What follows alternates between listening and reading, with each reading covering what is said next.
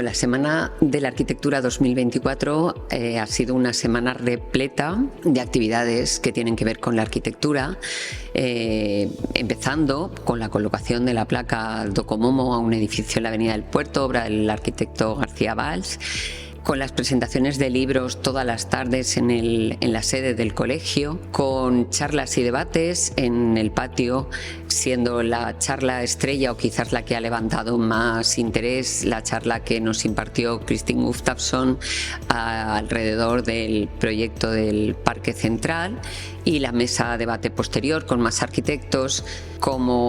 Casi como final se inauguró la exposición que tenemos aquí en la sala de exposiciones del Colegio Territorial de Arquitectos de Valencia. I think it's extremely important that we bring in more green, more diversity, more ecological systems, and that we involve the public more openly in those systems so that they become part of their lives, their everyday lives.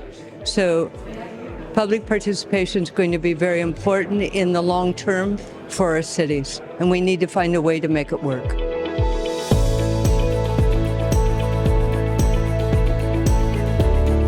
Plan Verde lo que intenta es fortalecer la infraestructura verde, y no como algo estético, sino como algo funcional. Entonces, entre otras cosas, lo que se plantea son corredores que traten de trasladar la biodiversidad existente en los grandes parques que rodean la ciudad e introducirla al verde urbano. Nosotros hemos tenido en cuenta la naturaleza desde dos puntos de vista. Por un lado, ¿qué es lo que nos ofrecía la naturaleza, ¿no? Nos ofrecía un clima determinado, nos ofrecía un ambiente concreto, y además era una naturaleza antrópica, o sea, también hay que ver la sociedad donde se desarrolla esa naturaleza. El desafío ha sido recuperar el espacio natural, o sea, la tendencia en nuestra ciudad y en nuestra sociedad ha sido siempre construir y destruir, destruyendo paisaje, destruyendo territorio, y el gran reto es en este trozo de jardín y de río que queda el hacer lo contrario.